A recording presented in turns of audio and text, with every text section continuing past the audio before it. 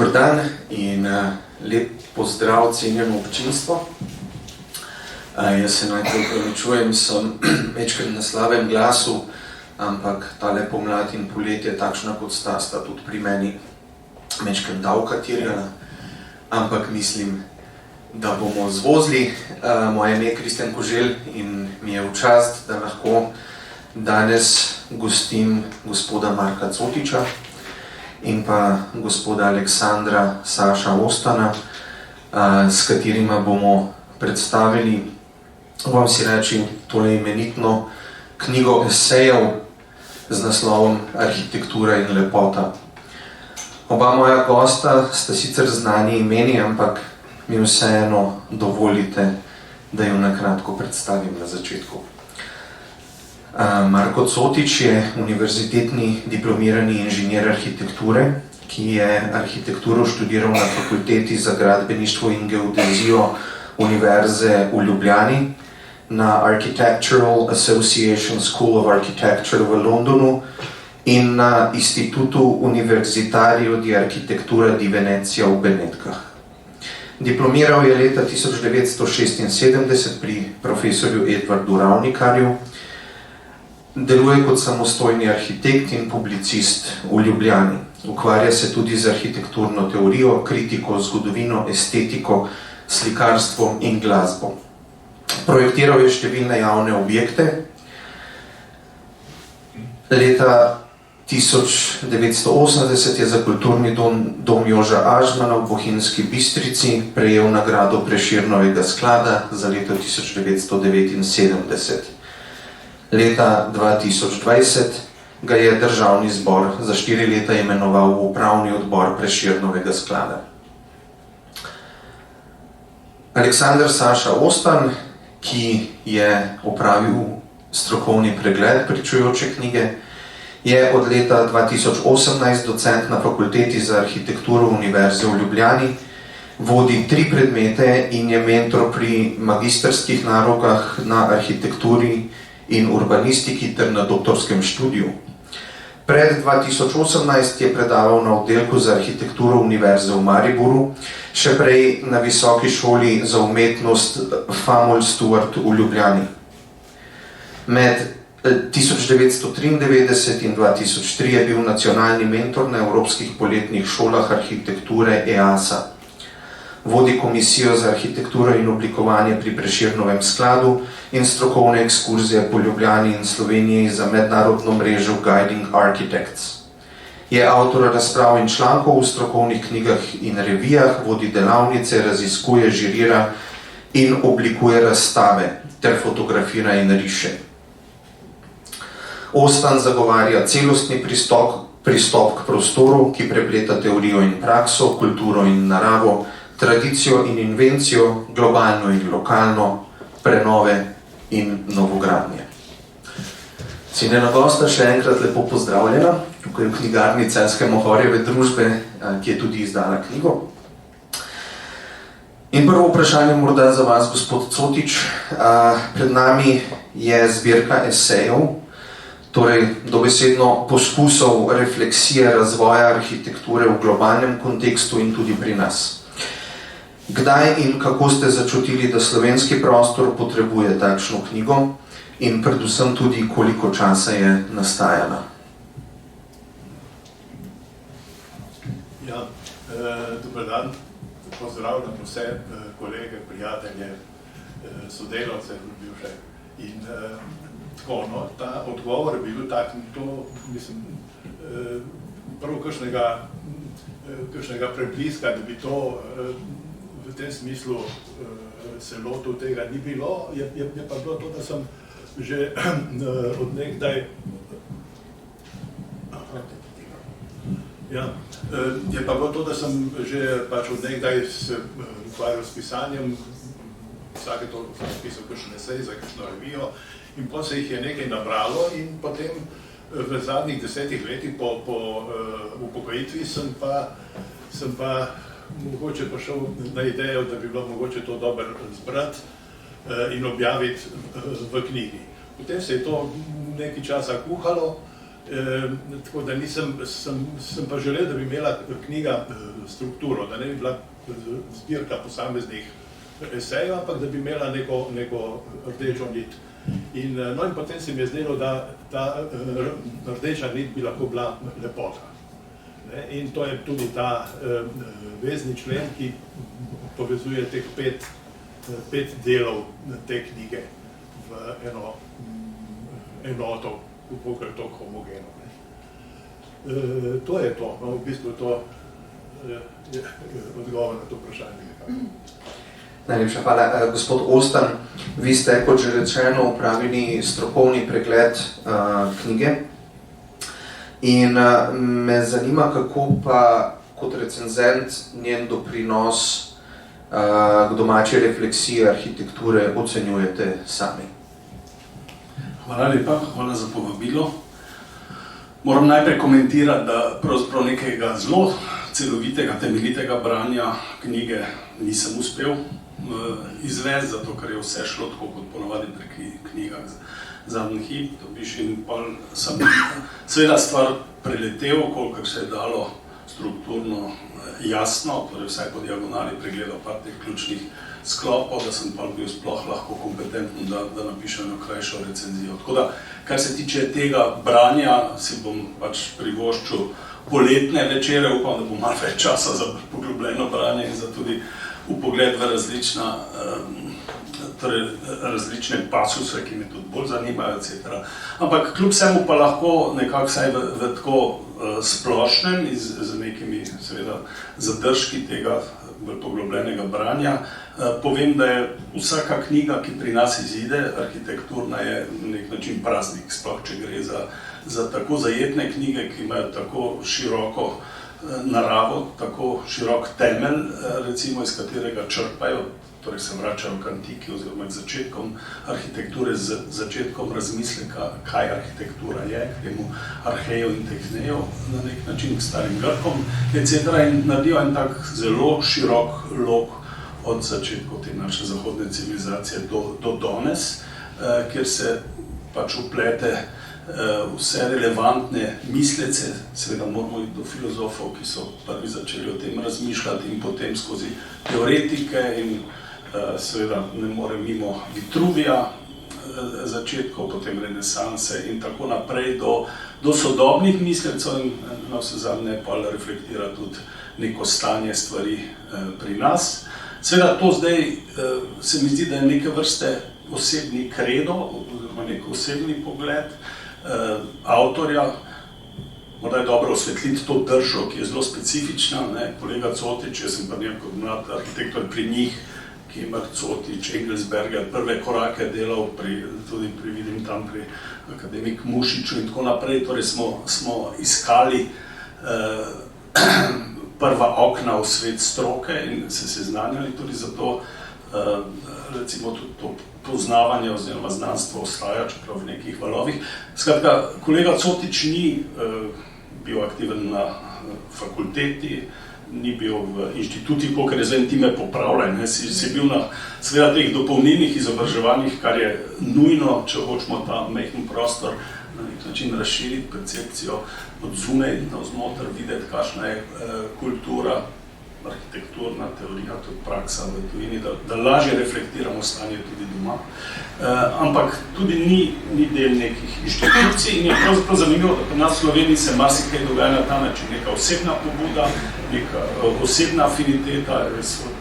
Od nekdaj vem, da ga je literatura, arhitekturna zelo zanimala, da je imel tendenco tudi nagibanja k italijanskim virom, ker je odličen poznavalec tudi italijanščine. Italijani vse prevajajo, kar se tiče teorije, imajo seveda neko globoko tradicijo v svoji zgodovini.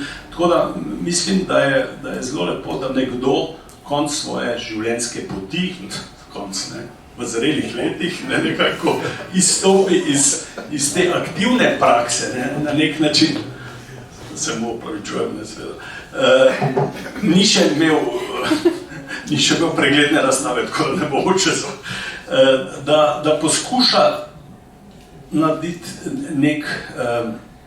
nek življenjski rezime tega, kaj je pravzaprav spoznanje, srečanja z to stroko, ki nas tako zelo opredeljuje, ki postaja pa na nek način življenja, ne pa zgolj motrenje neke discipline od zunaj, ne objektivno. Kdor je tu vidim kar dosti kolegov, kolegic iz prakse, starejše generacije, torej tvoje, pa malo že približajoč se moji, vsi veste, kaj pomeni delovanje v arhitekturi, koliko časa in svojega življenja, tudi intimnega, na nek način moraš žrtvovati, če skušaš biti čim bolj celovit pri tem, kar počneš. Skratka, to je ena disciplina, kjer rasteš počasi in dozorevaš in nekako zrelimi leti tudi prihaja ponavadi, ne seveda različno, kakor pri kom neka modrost in neka sposobnost, da povzameš neko svojo življenjsko izkušnjo. In to se mi zdi zelo dragoceno, da je Marko v tem smislu zbral to disciplino, moč, da je pišoč že bil, to vemo, da je znal reflektirati, razmišljati in da nam je ponudil nek svoj pogled, ki je precej enciklopedične narave, ki preleti ta stoletja, da ne rečem tisočletja, reflektiranja oziroma tematiziranja arhitekture, lepote in vsega, kar je v njunem kontekstu. Skratka, ta knjiga ni omejena zgolj na ta dva fenomena, ampak se vedno znova dotika vsega, kar se je na poti dogajalo. To seveda je dobro pač izpostaviti kljub vsemu, da to ni nek teoretski diskurs, ne, da imamo tudi sem videl, recimo profesor Kožirja, ki je 3 izjemne knjige na temo arhitekturne teorije, torej k arhitekturi napisal in se tudi loti slovenske teorije v zadnji knjigi, ne, imamo strokovnjaki, ki se s tem ukvarjajo res, torej ki so se ukvarjali in se še verjetno zelo poglobljeno. Sicer pa je produkcije knjig arhitekturnih pri nas sploh avtentičnih avtorskih, torej smo mehen narod, mehen trg, če tako rečemo, relativno malo, tako da je zelo lepo, da kaj takega izide. Imamo nekaj prevodov najbistvenejših literatur, tudi tu je profesor Košir opravil pač prevod Vitruva prvič, kar je temelj te zahodne misli o arhitekturi.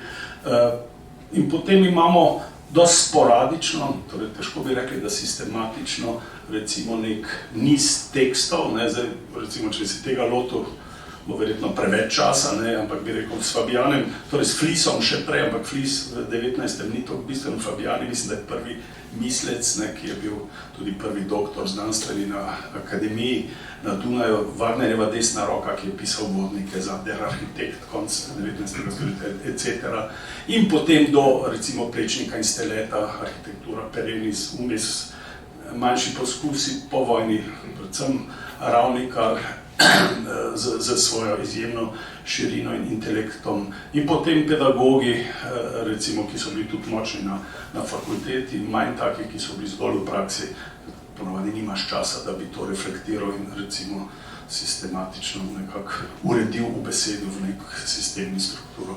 Tako da do zadnjih let, ko imamo pravzaprav prave kritike in teorije, imamo pri nas dosti malo, nekaj poskusov je na fakulteti, zdaj mislim, da kolegica Čeferinova, ki se malo več s teorijo ukvarja, pa ta mlajša generacija esejistov, kot je Kosec.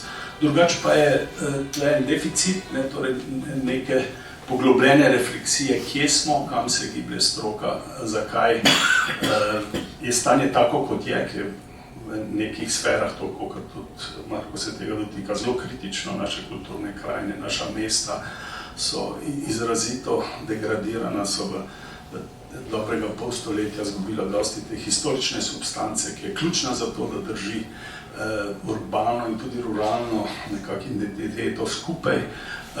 Imamo dosti, seveda v zadnjih letih tudi uspešne, mladega vala uspešne, mlajše arhitekture, ampak težko bi pa rekli, da je situacija v stroki, znotraj stroke rožnata in tudi arhitektura, urbanizem, moramo razširiti to polje na observacijo fenomenov mesta in naselij. Skratka, jaz mislim, da je tu ta knjiga eno zelo dobro izhodišče za kogarkoli, ki se hoče malo bolj poglobiti v to tematiko, ali znotraj strokovnega polja, ali tudi v sorodnih disciplinah, torej likovnih, humanističnih, tudi na vse zadnje dotika se antropologija, etc. In potem tudi za laično intelektualno javnost, ki jih ta tema nagovarja. Ne. V knjigo lahko vstopate kot sem jaz gledal kjerkoli, torej za eno zelo celovito branje od začetka do konca je pač treba si vzeti dosti časa. Interpretacije so pa take, ne, seveda vedno, in imena, ki jih avtor zbira, so seveda vsa zelo pomembna in relevantna, lahko bi izbor tudi še dodan ali pa še. Tu je vse pa ta avtorska subjektivna svoboda, da lahko, in da je seveda to edino prav, da ti percipiraš skozi svojo izkušnjo, skozi svoj pogled, skozi svoj svetovni in življenjski nazor to, kar je tema te knjige. In v tem smislu bo to tudi kar odprta tematika za diskusijo, bo tudi en kup komentarjev, takih in drugačnih, to se je avtor očitno zavestno tudi podal in bo zanimivo pač poslušati, prisluhniti, če bojo te stvari v javno polje podane v diskusijo, kakšni bodo komentarji. Skratka, jaz mislim, da je to en zelo fin dogodek in zelo fin razlog za to, da se o tem pogovarjamo in me veseli tudi, da je auditorij poln in mislim, da je prav, da pa tudi vi dobite možnost, da komentirate in čeprav knjige niste še uspeli prebrati in da kakšno rečete na to temo. Hvala lepa, vsekakor ta možnost tudi bo, ampak preden gremo zdaj čist mečkaj bolj v samo vsebino knjige, za nekaj trenutkov še pri njeni strukturi. Prej ste omenili, da gre za 5 sklopov. Tisti, ki ste knjigo vsaj že preleteli, jo vzeli v roke, boste videli, da so ti sklopi razdeljeni na krajša poglavja, če jim lahko tako rečemo. In me zanima, gospod Cotič, če lahko prosim res na kratko strukturno predstavite posamične sklope in pa tudi njihove glavne poudarke. Ja, zdaj tako, kot rečeno, knjiga je razdeljena na 5 delov. Recimo prvi del je namenjen, rečemo, stanju stvari in ključnim pojmom estetike. To se pravi, vsi vemo, da estetika je pač filozofska naloga in pač, ki se ukvarja z umetnostjo, lepoto, grdim, sublimnim, z vsem, kar nas zanima pri arhitekturi. Oziroma tudi o presoji, okusu, vrednotah in tako dalje. In v prvem delu se vrtim predvsem okoli teh temeljnih vprašanj, kot so recimo funkcija, harmonija, avtonomija, arhitektura, racionalnost, monumentalnost, slikovitost in pač vprašanju, kako se danes izkazujejo globalno in nacionalno in tradicija in identiteta. Potem drugi del knjige je poizkus, recimo, orisa estetike zahodne arhitekture, skozi stališča mislecev, se pravi filozofov, zgodovinarjev, arhitektov in tako dalje, ki so se ukvarjali z lepoto. Zdaj, zgodba seveda se začne z grško antiko, z njenimi brezčasnimi oblikami, potem se nadaljuje z Rimom, seveda, kjer se arhitektura sreča z iracionalnim, se ujame v kanone, pojavi se duh tehnike. Srednjeveška simbolika se nekako udejanja v krogu in kvadratu in križu, potem z renesanso pa se arhitektura uvrsti med lepe umetnosti in utemeljene v traktatih. Še ena pomembna stvar je, v renesansi se pojavi arhitekturni načrt, ki ga naredi arhitekt in je ločen od izvajalca, to je novost. Potem imamo v baroku se uveljavi ta ugodje okus, ovrednoti se sublimno, na kar se v klasicizmu in romantiki, po klasicizmu se recimo arhitektura sprehodi skozi, bi lahko rekli, vse stile, to je v 19. stoletju, do avantgard, ki v središče dajo prostor in strojno estetiko. Sodobnost razgradi umetniško formo in lepoto nadomesti z sublimnim, grdim, političnim aktivizmom in tako dalje. No, tretji del obravnava tiste principe, ki naj bi arhitekturi vdahnili tisto pod narekovaj objektivno lepoto. To se pravi, gre za arhitekturno kompozicijo, ki naj zagotavlja estetske kvalitete in tukaj izpostavim recimo prvine arhitekture, namembnost, prostor, gmotna lupina, arhitekturne elemente, stavbni volumen in seveda enovitost, ritem, proporcije, hierarhijo, kontrast, vse te značilnosti, ki nastopajo v tem kontekstu. Četrti del je namenjen urbanističnemu oblikovanju, ki naj mestu vdahne čar in identiteto. No, kot je znano že od Albertija, ki je rekel, da je mesto velika hiša, tam veljajo sicer podobni principi, ampak ne čisto enaki. Mesto ima čisto posebno specifiko, da je delo večjih avtorjev skozi daljše časovno obdobje in recimo tukaj se ukvarjam z urbano morfologijo, ki je lahko potencialni vil lepote, z mestno silhueto, kompleksnostjo, raznolikostjo, simbolizmom in podobnimi vidiki. Izpostavim tudi teoretike urbane estetike in pa alternativo sodobnemu mestu. Peti del je pa posvečen domači arhitekturi in urbanizmu v luči družbenih preobrazb in kjer probamo risati genezo podobe naše dežele in njene splošne estetske in tudi duhovne deklinacije, če hočete. Tako da pa to ne bi bil en tak pregled in struktura knjige. Hvala lepa. Še pred vsemi temi poglavji pa knjigo uvaja 7 citatov drugih mislecev. Nekakšen leitmotiv knjige je nakazan v teh citatih. In med njimi bi izpostavil Scrutnovega, ki se glasi: lepota je pomembna, ni le subjektivna stvar, temveč univerzalna potreba. Če jo preziramo, se hitro znajdemo v duhovni puščavi. Konec navedka. Na nek način bi lahko rekli, da živimo v času padlih bogov, zrahljanih kriterijev in tudi splošne poljubnosti v odnosu do stvarnosti. In me zanima, kako v teh razmerah še lahko govorimo o nečem univerzalnem. Kje je v povsem zrelativiziranosti stvarnosti moč najti še nekaj absolutnega?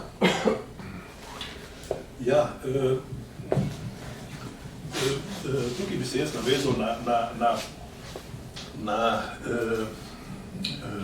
na dejstvo, da je seveda estetika, lepota in to so stvari nedokazljive z argumenti, ampak so tako, kot je napisala Hannah Arendt, recimo, to so spadajo v ta prepričevalni govor, ki naj bi bil tudi prisoten v politiki in v tem kontekstu estetike. Mi probamo prepričati sogovornika v nekaj, v kar verjamemo. Zdaj, subjektivne sodbe so spravi, da je lepota stvar okusa in da so subjektivne sodbe posameznika so pač subjektivne, to je znana teza. Čeprav številni, recimo omenjam umetnostnega zgodovinarja Grimberga, to se pravi tega odkritelja ameriškega slikarstva v 50-ih letih, ki pravi, da so sodbe okusa, da pravzaprav gre za neko objektivnost. In da je treba to objektivnost iskati v teh nadčasovnih primerih, kjer velja konsens o neki umetnosti, da je lepa, oziroma nekem umetniškem delu, da je lep. Ne? No in to pač dokazuje, naj bi dokazoval trajni uspeh velikih umetniških del. Ne? To se pravi, na nek način gre tudi za objektivnost okusa. Ne? Da se te divergence se pojavljajo bolj na obrobju pri recentni umetnosti, ampak pri umetniških delih, ki so pač temelj umetnosti, pa tukaj najbrž ni nobenega dvoma med poznavalci in strokovnjaki, da je o vrednotah teh del. Ne, tako da pri arhitekturi je pa tako, ne, arhitektura je umetnost, mislim, lepota kvalificira, samo lepota lahko kvalificira arhitekturo kot umetniško delo. Ne. Mislim, vse ostale vidike, bi rekel, trdnost, izolacijo, ne vem, kaj lahko zadostijo tudi ostale panoge, ne, recimo gradbeništvo, ekologija in tako dalje. Lepota je pa stvar, ki arhitekturo kvalificira kot umetnost. Ne. Tako da in jo tudi varuje v času, ne.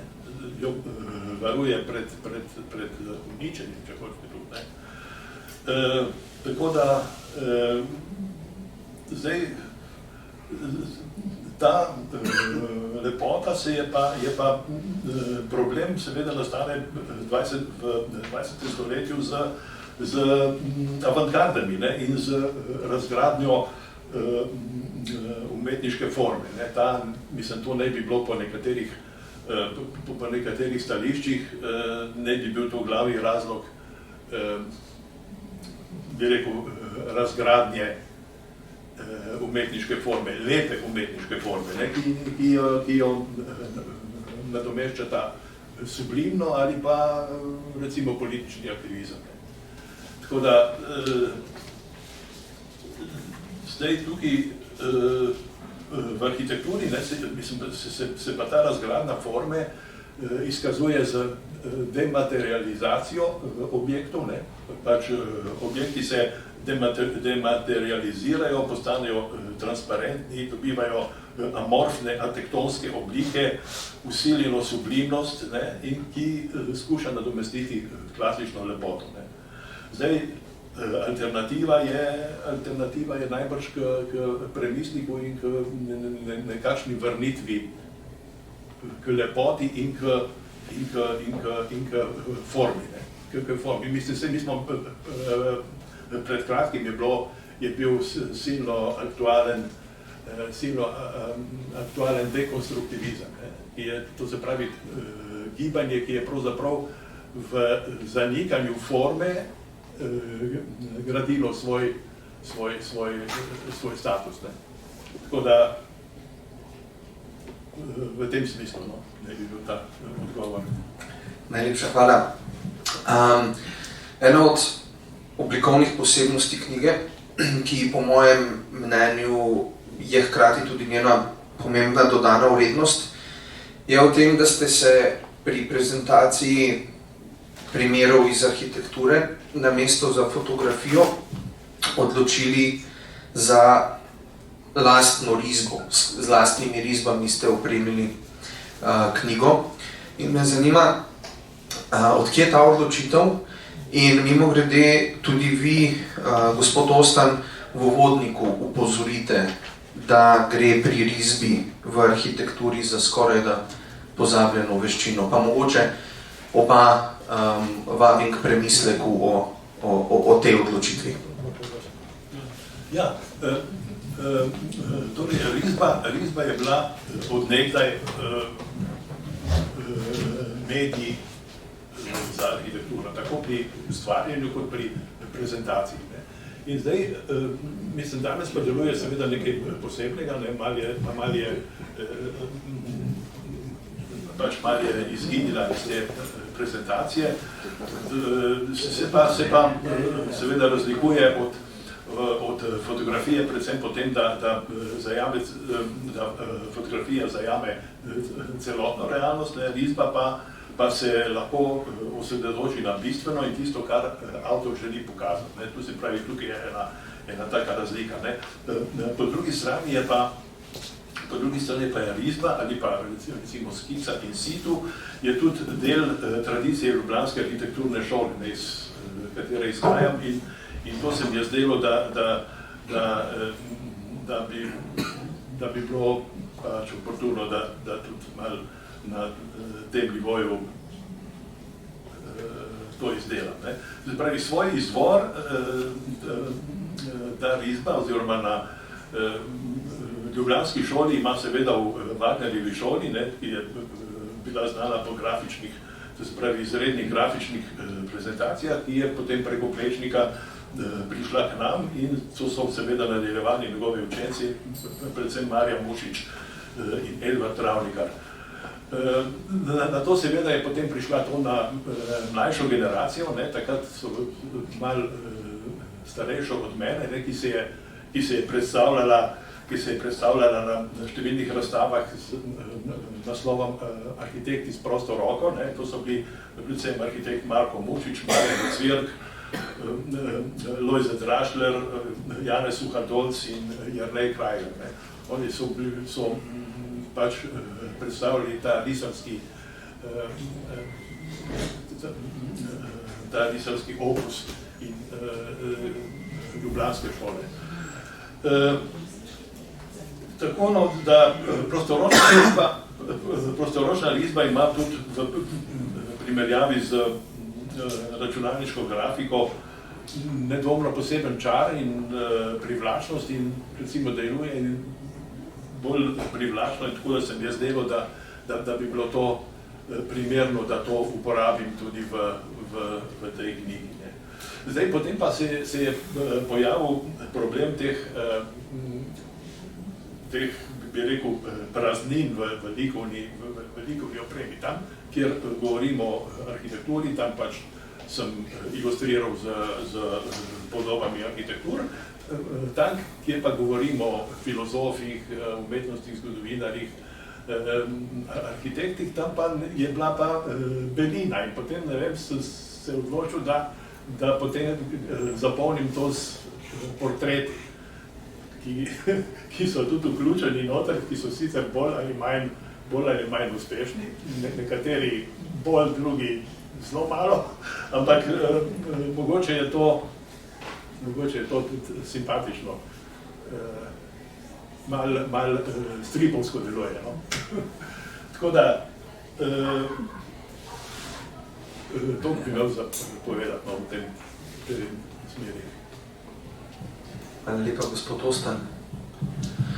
Ja, jaz bi morda še sem dodal nekaj na to temo, torej, kaj pomeni risba arhitektu, umetniku.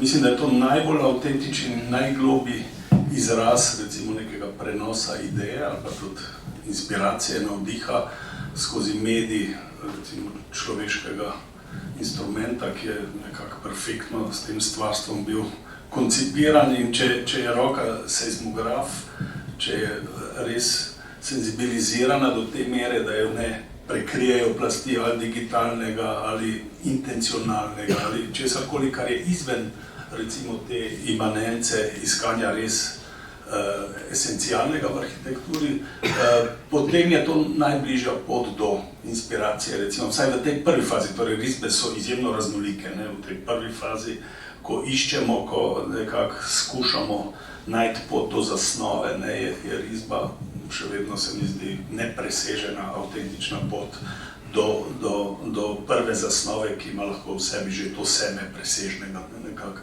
Potem se seveda skozi cel proces projektiranja, ki veste, da je preoblažen z administrativnimi aspekti, stvar poda na pot gradbenega dovoljenja, se risba na nek način skoraj eutanazira, če bi tako rekel, oziroma jo morajo pa s tehničnimi sredstvi pol spet obuditi, kvantificirati z merami, etc.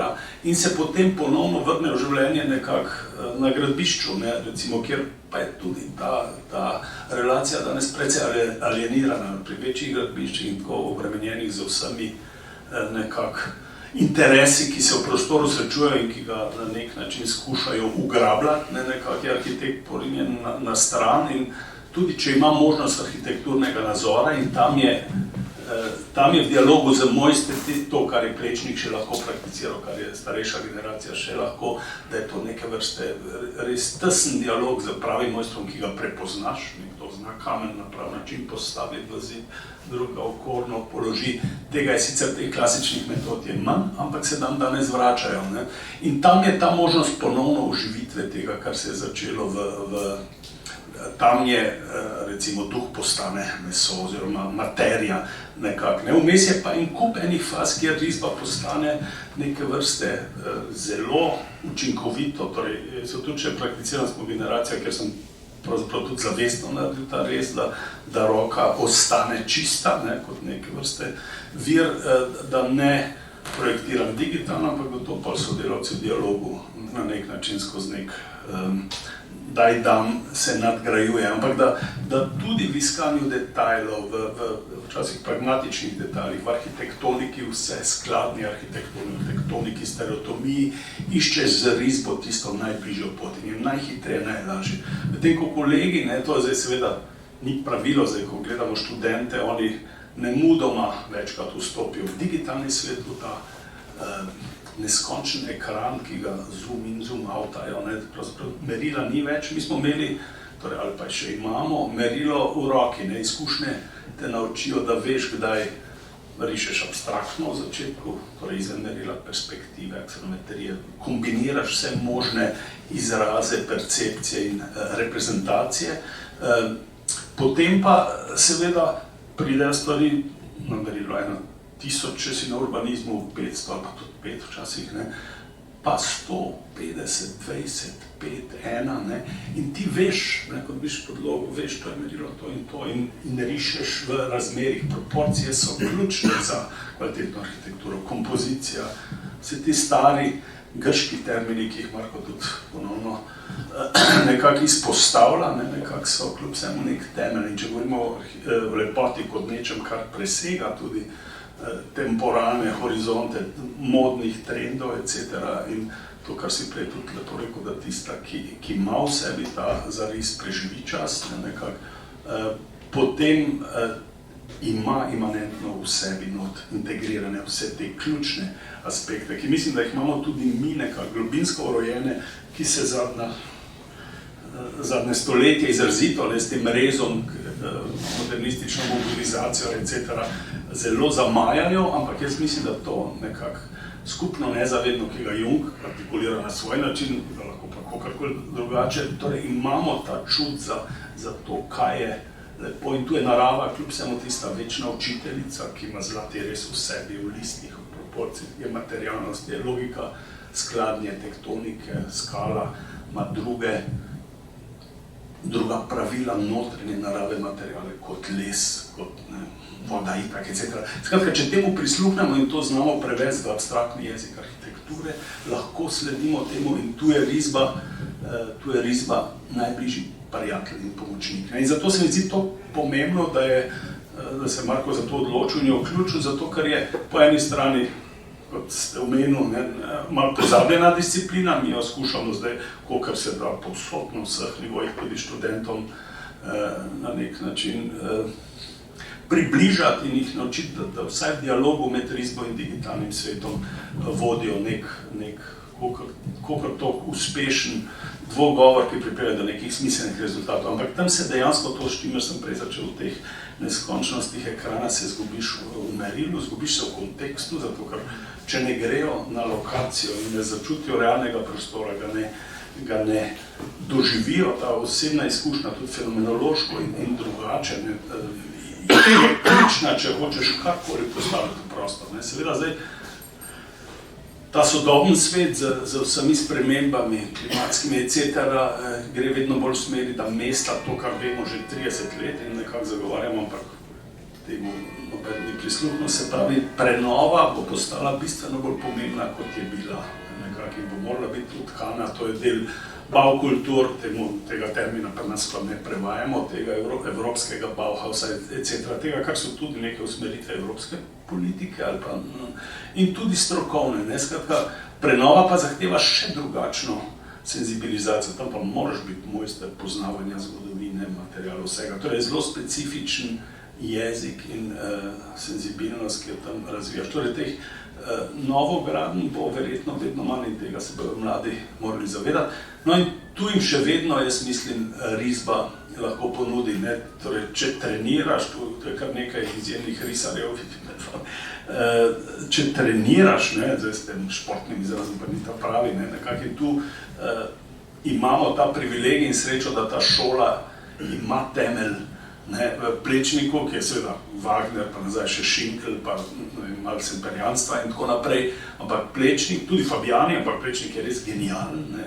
v svoji risbi, ne, taga je tudi pripeljala od mehknega vajenčka, na nek način mizarskega, najprej v Gradec, pa do Wagnerja, potem v Rim, potem pa na nek način k Masariku, k filozofu, da je tam rihtal Akropolo, Praško in tako naprej, ne, in risba je pa nam res pri njemu, ki je bil pač tudi globoko verni mistik, ne, transcendenčna skoraj po svoji naravi. Zdaj to je težko o tem debatirati, kje se to začne in kje konča. Ne. In Ravnikar kot njegov najbolj avtonomen in talentiran učenec je to po vojni na nek način lepo peljal naprej, kljub vsem v tem nekem novem liberalnem povojnem duhu ni bil indoktriniran politično čisto, ampak je znal dobro slalomirati, je bil pa tudi izjemen in se napajal, in to on tudi sam poudarjal v svojih zapiskih, v teh dnevnikih. Lani sem imel ta privilegij, da sem to razstavo postavljal Cankarju iz njegovih dnevnikov in njegovih intimnih risb, ta sinteza teksta in risbe, ne, torej podobe in diskurza, oziroma obeh hemisfer, ki sta povezanih, je tudi pri Ravnikarju izjemna. Seveda je pa drugačna kot Plečnik, ne, on je kljub vsem bolj znanstvenik, že erudit, govori v 5 jezikih in jih tudi prevaja in tako naprej. In je, ampak ohranja stik z transcendenčnim, ne, nekako, in se čudi, kar je, mislim, da je od temeljev življenja, da ohranjamo to odprtost čudenja in da na nek način ne pustimo, da nas te plasti pač potrošništva, komercializacije, digitalizacije, virtualizacije, umetne inteligence, vsega, kar nas na nek način napada agresivno, da nas prekrijo in ta izvir ustvarjalni zadušijo. Ne? In v tem smislu je risba, jaz mislim, da mora preživeti in je pač imanentna človeku, človek je pa del širšega in globjega stvarstva. Tako da mislim, da Marko je tu dedič te ljubljanske šole, seveda učenci pa še od Ravnikarja, temu tudi izjemnega akademika Mušiča, ki je v risbi tudi, mislim, kolega, torej profesor Gabrielčiča, da ne bom zdaj šel osebno, ampak ki je risal perspektive tudi za profesor Ravnikarja. Skratka, ta tradicija, tu imamo srečo, da imamo take mojstre, na katere se lahko opremo Slovenci, tak mehen narod, vidno tudi, koliko smo kljub vsemu bili obdarjeni ali pa neka velika sreča, ki se pa večkrat seveda skozi to, kar pa Marko kritično observira, zgublja in ne prepoznava in lepota. Zdaj par let nazaj v malo to bila debata, en angleški filozof, povabljen pa to za njen, rekel, lepoti se ne diskutira več, to je presežena kategorija, ne. Lepoto je treba ponovno premisliti, osmisliti, seveda kontekstualizirati sodobnosti, ampak ji dati svoje mesto, ne. Se pravi, paradoks pa je, da v tem okulocentričnem svetu, kjer nas podobe preplavljajo in te površne zapeljujoče, ki vedno hočejo zgolj nek učinek, je ta globlja podoba tista, pač, ki gre onkraj okulocentričnega sveta in ki vključuje tudi druge čute, ne, nekako v percepcijo arhitekture. Se opravičujem, sem imel. Vsem ok, hvala lepa. Vprašanje še veliko, čas pa tako na kratke kot na dolge proge neprizanesljiv, zato jih bom jaz nekaj preskočil in se bom ustavil pri tistem, za katerem upam, da bo tudi dobro izhodišče za to, kar sledi. Namreč zadnje poglavje namenjate pregledu domače arhitekture in ko pridete do sodobnih pojavov, precej prostora namenite primerom, ki so razdelili strokovno javnost in ste do njih, dajmo tudi reči, kar majčkrat neprizanesljivi. In v neposredni okolici prostora, kjer se nahajamo, sta tako v vaši knjigi omenjena novi mesarski most in potem spomenik žrtvam vseh vojn. Recimo, vemo iz medijev veliko polemike sprožila tudi rekonstrukcija strehe cerkvene stavbe v Žički Kartuziji. In je moje vprašanje onkraj sodb o teh se pravi elementih, je moje vprašanje, kako lahko v prihodnosti zagotovimo, da bodo vsaj ti nacionalno pomembni projekti vodeni tako, da bo o njih dosežen kar se da širok konsens vsaj v stroki. Ja, okoli teh primerov, ki ste jih navedli, recimo, če začnemo kar z mesarskim mostom, no, jaz sem pač takrat napisal en članek o tem, tudi o tem spomeniku žrtvam vseh vojn sem napisal enega. In če se najprej pač ustavim tukaj pri mesarskem mostu, ne, tukaj gre za tipičen primer trka dveh konceptov, ki sta v bistvu nastala že v 19. stoletju. Ne. To je ta Raskinov pogled na staro arhitekturo in prenovo te stare arhitekture, na drugi strani Violet Leduc, ki je pač avtor prenove, recimo Carcassona, ki pa je imel drugačen pristop. Ne. Zdaj, tukaj gre za ta trk ali ohraniti sledove časa ali jih prilagoditi pač željam tega, ki pač to izvaja. Ne. Zdaj tukaj pri mesarskem mostu je šlo pa za malo drugačen problem. Ne. Tukaj ni šlo za goljufijo oziroma za, kako bi temu rekel, za goljufanje z nekim lažnim projektom, ampak je šlo za projekt, ki je bil do konca izdelan z maketo vred in ki bi omogočal izvedbo Plečnikovega mosta v originalu. Tako da pač stroka se je, ki ustraja na tem Raskinovem pogledu 100%, mislim, se ne da premakniti, je pač ustrajala na tem, da mora biti nekaj novega, nekaj še nikoli videnega, tehnološkega in tako dalje. In zdaj smo pač dobili to, kar smo dobili. Mislim, jaz v tem kontekstu vedno dajem za primer Sodno palačo, ki jo je leta 48 ali 49 jo je nadzidal arhitekt Kosta Perarja. To se pravi, zadnjega zadnje nadstropje je takrat nastalo, mislim, da leta 48. In zdaj pa si predstavljate, kakšna bi to zadnje nadstropje bilo, če bi se to zgodilo danes. To si lahko predstavljate, da je tam je tako, kot je, gor na vrh bi bil pa en tak center Pompidou, recimo. Mislim, se pravi, ta ideologija novosti še nikoli videnega,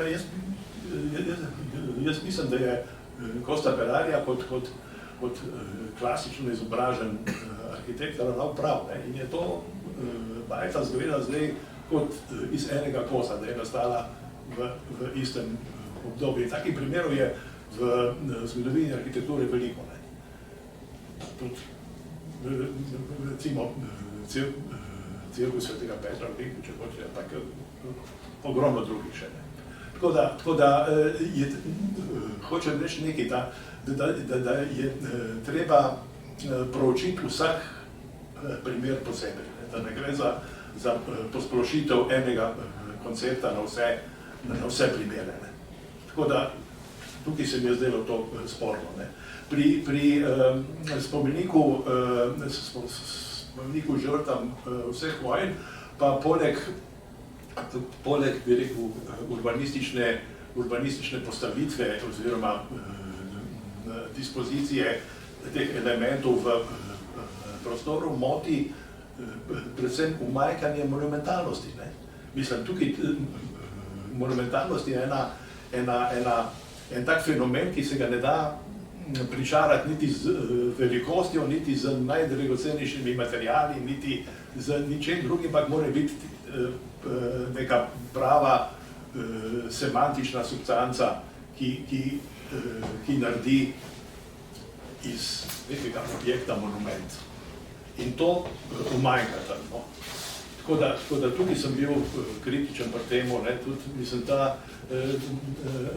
te dve steni mi ne pripovedujeta o vsebini oziroma o pomenu tega objekta.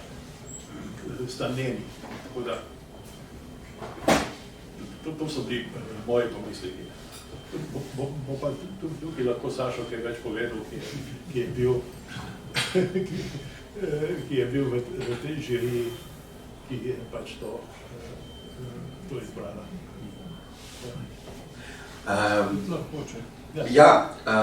Preden gospod Ostan replicira, jaz bi večkrat danes je bilo že izpostavljeno, da so z nami največje avtoritete arhitekture v Sloveniji. Jaz sem daleč od stroke, tako da vas vse vabim, da po repliki gospoda Ostana se pridružite tej debati, bodi si z vprašanjem, bodi si s komentarjem, kakorkoli, če potrebujete mikrofon, pomahajte, bomo prinesli. Bi bilo pa lepo slišati še z vaše strani kakšen odmev. Gospod Ostan.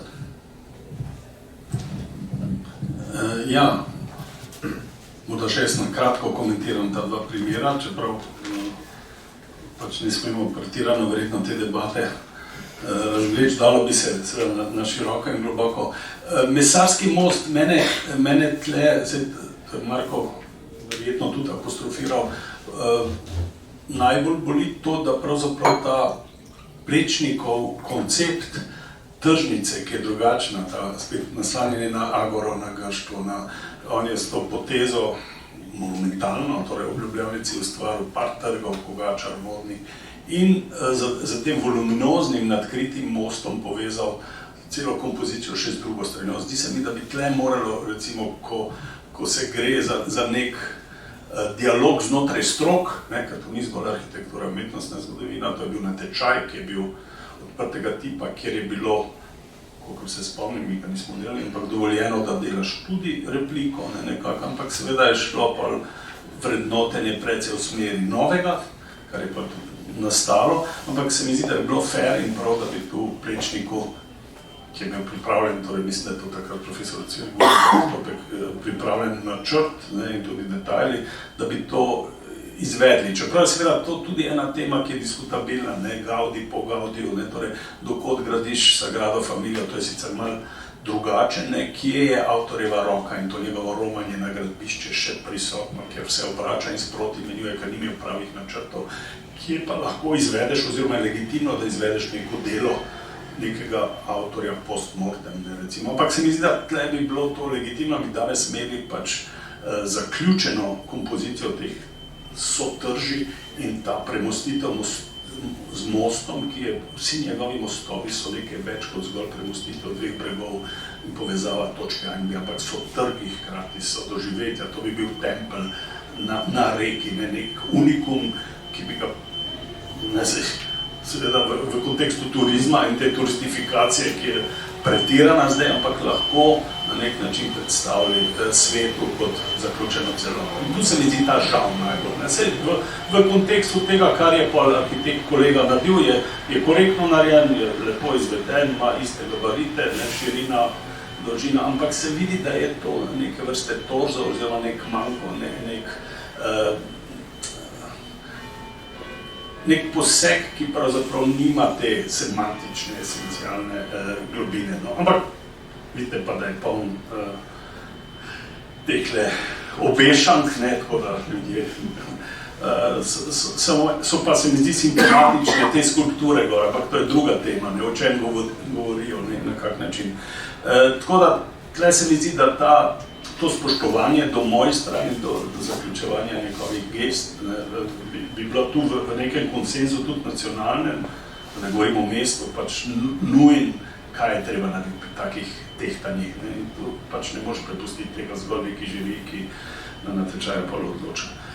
Druga tema je pač seveda delikatna in tu razumem Markove argumente in tudi ta zagovor te druge naloge je legitimen. Mi smo imeli tam seveda pri teh žirijah je tako, ob 17 je bilo, je zelo heterogena sestava, diverzificirana, dobiš to, kar dobiš v naboru natečajnih projektov in pol je to tehtanje, kjer najprej se stroka itak pozna, najprej daš na stran manj uspele in pa nekako kristaliziraš do tega, da smo pa imeli 6 tam relativno enakovrednih projektov in pa je treba pa imeti dosti debate, pa je to globino. In to smo imeli zelo različna izhodišča, ki so bila na nek način postavljena kot trdna, skozi katera naj se vrednoti stvari. Na vse zadnje je povsem skupaj, vsak od teh projektov je imel neke svoje kvalitete in je na različen način odgovarjal na tematiko, torej pomensko, vsebinsko, kot tudi na prostorski kontekst je ta izplavala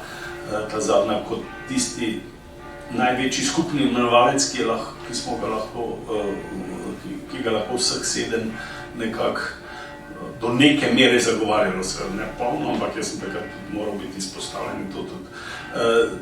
Tu recimo se mi zdi, tu se morda čist legitimno znotraj stroke, ne strinjam s tem, da bi te propileje morali spostaviti, to drugo nagrado, zato ker v ozadju ni več tega, kar je Plečnik načrtoval. Plečnikove propileje so bile prehod, torej obred prehoda v notranjost tega južnega trga, kjer je on koncipiral Piazza San Marco na nek način skoraj, torej monumentalni trg z izjemnimi javnimi funkcijami. Zdaj imamo pa čist na glavo obrnjeno stanje, partikularni interes in lastništvo razdrobljeno, tam ti adjutanti od župana gradijo te svoje hotelčke in to ni več prostor, žal, ki bi lahko mu postavili propileje, da vstopamo v nekaj recimo javnega, recimo za mesto in narod pomembnega, ampak je zadaj, dobro, s Kazino se je zdaj malo nekaj pač popravilo, to prenova akademije, ampak načeloma se je treba boriti in mi smo zagovarjali to, da je boljše, da je rešitev, ker so bile rešitve, ki so povsem zapirale ta prehod, torej ta piaceta mejhna, ki se navezuje na park in trg, smo smatrali, da je bolje, da je umaknjeno, da dopušča pa to odpiranje navznotraj in takrat, če ni bilo teh hotelov, oziroma je bilo status quo in da se znotraj kljub vsemu nekaj takega naredi, kar je lahko še neka osebina in funkcija, ki bo za mesto in za državo pomembna, za kulturnega predvsem. Vemo, da je bil že tudi 30 let nazaj natečaj, kjer je Podreka zmagal s hotelom in je bila lepa rešitev, ampak je padla tudi zaradi ugovora. Zdaj je bila ta prava in drugo vprašanje. Skratka, so bili pa določeni elementi, ki so pa bili prepoznani kot kakovostni. Ta eden od teh obeliskov vodi dialog z Plečnikovim obeliskom na trgu francoske revolucije, torej isto visok, isto širok. Na ta način šiva to tkivo ljubljansko teh spomenikov naprej, seveda. Tudi nam je bilo marsikaj tu, smo dali tudi svoje sugestije, ampak pa mladi, torej da se vključi malo kiparskega, da se tukaj nek narativ izpostavi in to je pač neka nova generacija, neka druga, ki ima drugačne tudi vrednote in drugačne kriterije in je zanimivo seveda, da so tam not peski iz slovenskih rek, iz kjer so bila bojišča in tako naprej, ampak v smislu razpisnih pogojev je bilo pa priori napisano nobenih ikonografskih dodatkov, nobenih vzvodov, ki bi lahko sprožali ta nadaljevanje če rečem tako, kulturnega boja ali karkoli, torej brez simbolov ene, druge. Gre pa za spomenik žrtvam vseh vojn, se je pa doskrat interpretiralo, da gre predvsem za tematizacijo druge vojne, kar pa ni čisto resno. Tako da ta tema je diskutabilna, pa morda ni zdaj ta pravi odr, da jo toliko razpiram. Hvala lepa in kot že prej rečeno, vabljeni k vprašanjem, komentarjem, debati, skratka.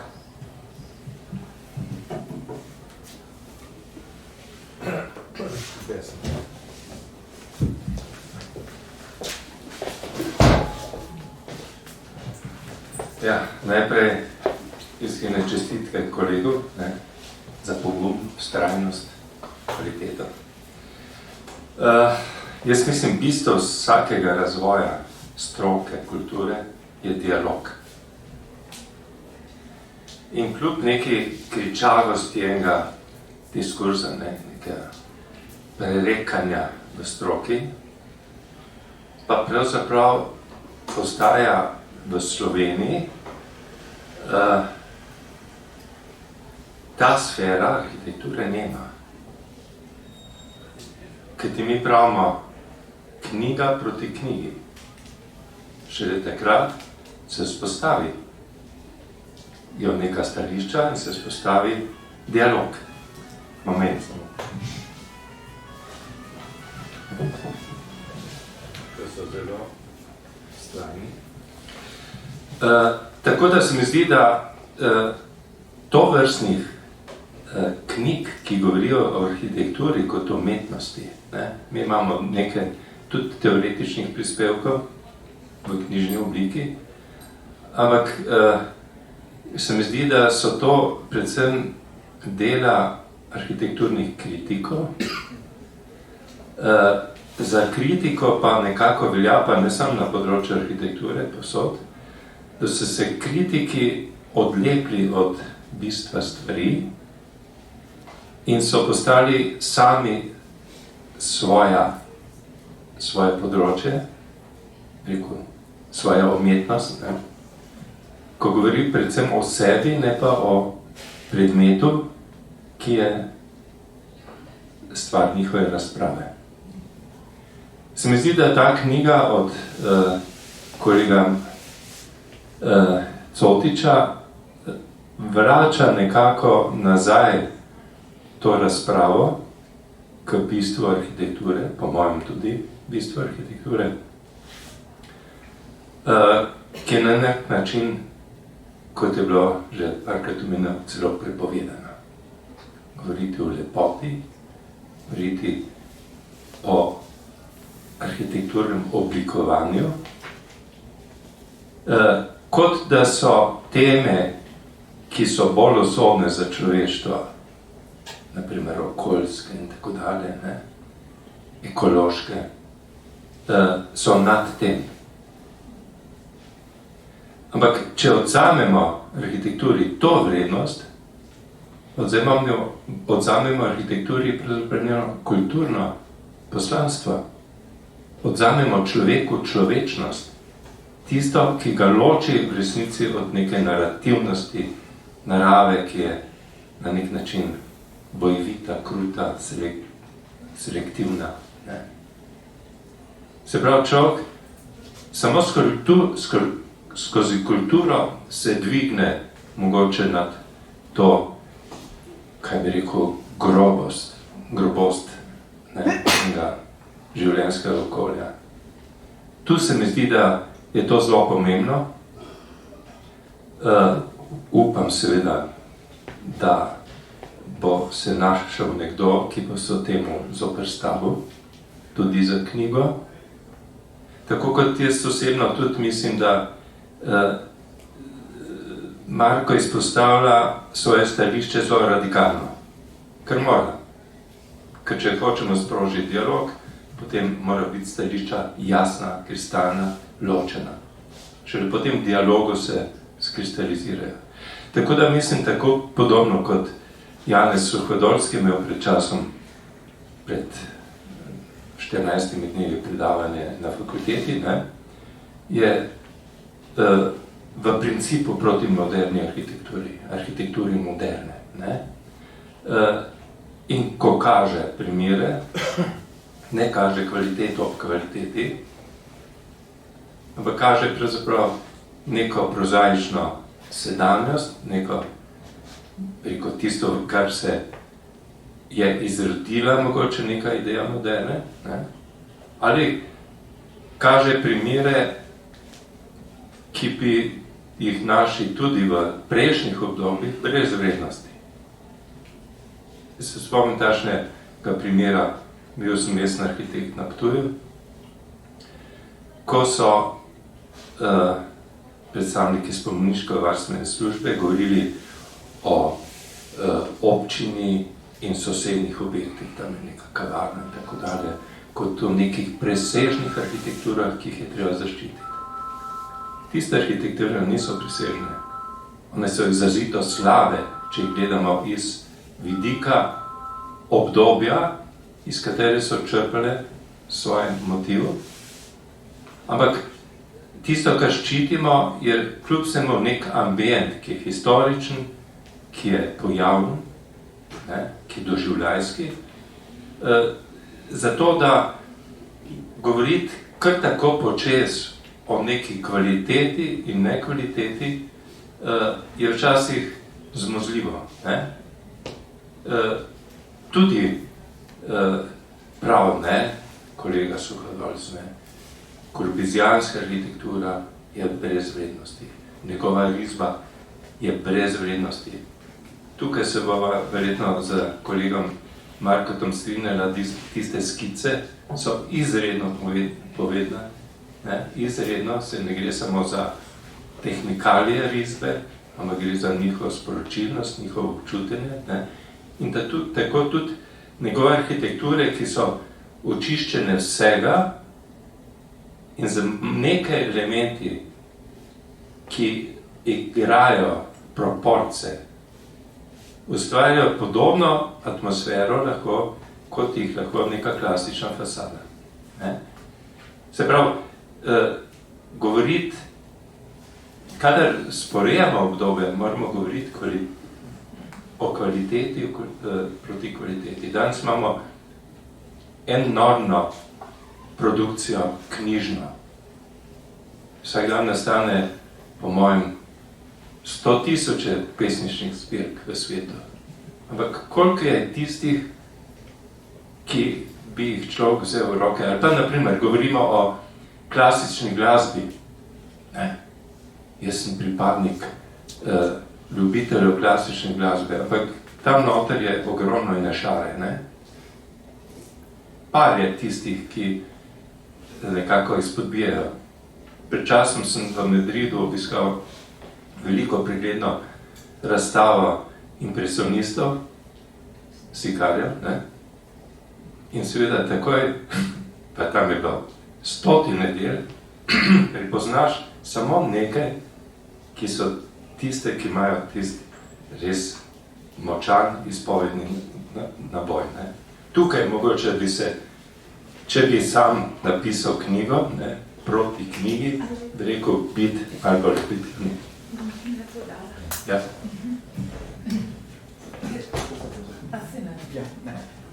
Jaz bi samo mogoče, ker smo že res pozni, tisti, ki boste vabljeni, ampak dajmo, lepo prosim, na kratko.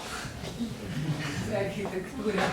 Jaz bi samo z enim konkretnim primerom, če smem, jaz sem vodnica po Ljubljani in recimo nekdanja Ribja Brv bi bila primer nekega starega načina, spoznam arhitekta, študenta, ki sta jo naredila, rada imam les, sem mogoče malo starožitna glede na študij zgodovine in nisem razumela nove Ribje brvi, dokler mi je gospod arhitekt Gabrielčič v dialogu sproščenem nekako ni odprl. In hočem reči, da je ravno to, kar je gospod dekan govoril, da včasih zavračamo stvari, recimo po tem ključu bi rekli, da tudi ta nova Ribja brv, recimo ni v redu, zato ker je nova, ker je moderna. Ko pa človek to enkrat čisto na novo spregleda, prej zaslepljen, je pa zdaj to nekaj najlepšega in kaže prav to, kako so te trgi Plečnikovi z zanikanjem arhitektovega avtorstva na nek način v najnižjo možno mero zaživeli. To samo ena taka izkušnja kot en komentar v dialog. Čeprav retorika je prepričevanje tistega, kar ni res, ne? No, ampak se... Ja. Če se ena taka konkretna izkušnja. Kakšna replika? Ja, lahko res, ja. Ja, okoli modernizma, ne, okoli modernistične arhitekture. Sem daleč od tega, da bi jaz zavračal modernizem. Mislim, če pomislimo samo na Corbusierjeve objekte, Wrightove in da ne naštevam, mislim, to so čudoviti objekti. Gre za tisto maso, ki jo sproducirajo njihovi epigoni, recimo ali pa kaj je Vis van der Rohe, pa to. Mislim, ti epigoni so podvrženi tej modernistični doktrini, ki zahteva originalnost, kreativnost, iznajdbo nečesa, kar še ni bilo videno. Zdaj pa moramo vzeti čisto realno, mislim, arhitekti smo, tako kot vsi ostali, večina je povprečno nadarjenih, tudi podpovprečno, in vsi ti zidajo hiše, zidajo mesta. Zdaj,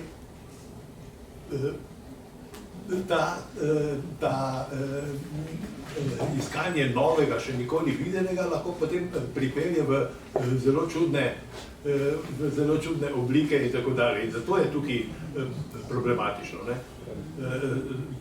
To, ne, mislim, zdaj, če upoštevamo, ne vem, kje sem prebral, da v 30 letih je bilo v Ljubljani 35 arhitektov, zdaj jih je, ne vem, 5000 recimo. In Posem. Tako da je to tudi en problem.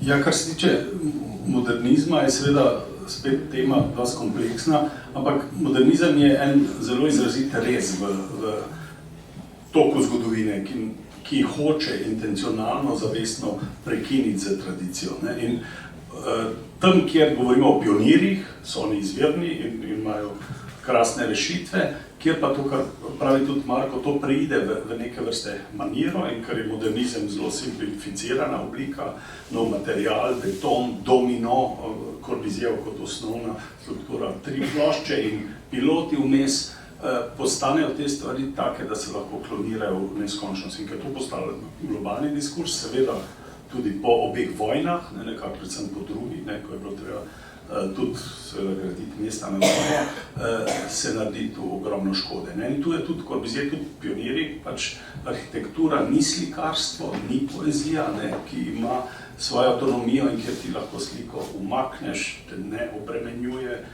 vzameš knjigo v roke, etc., ampak je prostor res publike, torej je prostor civitasa, je prostor, ki nas vse determinira in ki nas globinsko, ne da bi se tega večkrat zavedali, sploh tisti, ki so laiki, mi kot stroka pa seveda observiramo stvari in jih vrednotimo in vemo, kaj nam bliže dobro ali manj dobro, etc. Medtem ko to vse vpliva na ljudi, torej urbano tkivo, sprehajanje po ulicah, po trgih, v zgodovinskem jedru, kjer je neka izjemna torej slikovitost in kakovost, ki se je nalagala skozi stoletja, vizavi neke suburbije, ki pa je otrok bolj nekega, ta disperzno mesto, razpršeno mesto, ki je bolj otrok modernizma, ki je objekte individualno postavljal v prostor. Skratka, ko je Corbusier recimo rekel, porušimo sredico Pariza in naredimo te njegove mega stolpe, seveda to je teoretski, torej predlog na papirju, ampak mislim, da so res verjeli v to, da je treba zgodovinsko mesto porušiti in narediti vse ad novum, torej na nek način iz tabule rase. In to je bil problem, ki smo doživeli tudi kritiko modernizma, tako da zdaj vse, kar je iz vseh žanrov dobre stvari, moramo znati ovrednotiti in preceniti. Medtem ko moramo pa znati tudi jasno, argumentirano kritiko artikulirati in povedati, kje so bile stranpoti. To je pri urbanizmu morda več problemov v urbanizmu, kot pa pri posameznih hiš in pri vseh teh satelitskih naseljih, ki so ne samo v Evropi, po celem svetu nastajala in ki so odtujena, kjer je človek nekako zreduciran na številko in na... Skratka, ampak to je debata. Tako da je dobro, vsak bo to po svoje observiral in tudi ovrednotil. Dobro je te stvari videti, ne, seveda, imamo pa Ronchon od Corbusierja, kjer pa je on dejansko na nek način presegel vse omejitve tega kodificiranega, zelo racionalnega modernizma in se prepustil neke inspiracije, ki je bližje transcendenci kot imanenci. Tako da ni svetega v tem smislu, da zdaj vse slabo. So pa bili zelo ortodoksni. Dudok, recimo, zelo dober arhitekt nizozemski, ki se bolj napajal pri Wrightu, ki je bil organski, ni smel biti vključen Desian, torej sekretar Van Esteren, tudi njegov, torej nizozemc je rekel, ti pa ne smeš biti zato, ker nisi dovolj pravoveren. Ta pravovernost, pod narekovaji, tudi znotraj nekega izma ali arhitekturnega ali ideološkega je tista, ki problem nastaja. Hvala lepa. Ta debata naj ostane, ampak se bo preselila ob dve mizi, na kateri je gospod Cotič prinesel mehurčke, ki naj nas hkrati ohladijo in poživijo interes za debato. Sedaj pa vabim še ravnateljico Celjske Mohorjeve družbe, doktorico Tanjo Ozvatič, da z besedo ali dvema zaključi današnje druženje. Lepa hvala.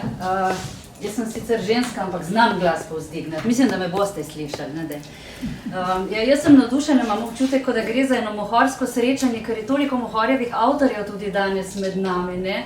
Na policah med temi, ki so bili seveda velikokrat že omenjeni, Plečnik, First, Suhadolc, da ne rečem, da je Suhadolc starejši gradil tudi tiskarno, oziroma načrte naredil za Mohorjevo tiskarno v Celju, ki je danes sicer ni več, pa spoštovani akademik Mušič, pa gospod Simoniti z kakšnega drugega področja in seveda, ko smo pri arhitekturi in lepoti, še zmeraj nenadkrljivi in leksikon in njegov avtor likovne teorije, spoštovani gospod Muhovič, kogarkoli še nisem omenila ali pa spregledala ali pa še ni se odločila, da bi knjigo izdal, seveda zdaj to ostaja kot odprto povabilo, da postanete Mohorjevi avtorji. Skratka, zelo sem vesela, da na mohorske police, tudi na tem področju, na čisto svojstveno mesto danes postavljamo arhitekturo in lepoto Marka Cotiča. Spoštovani gospod Cotič, lepa hvala za zaupanje Prvi slovenski založbi, za krasno sodelovanje, vso potrpljenje in za neizmerno delo, ki ste ga v to knjigo vložili. Naj vam bo v zadoščenje in velik usvajalni zanos še naprej. In gospod Ostar, najlepša hvala za vse uvide, s katerimi ste knjigo danes predstavili. Najprej vam iskreni čestitke.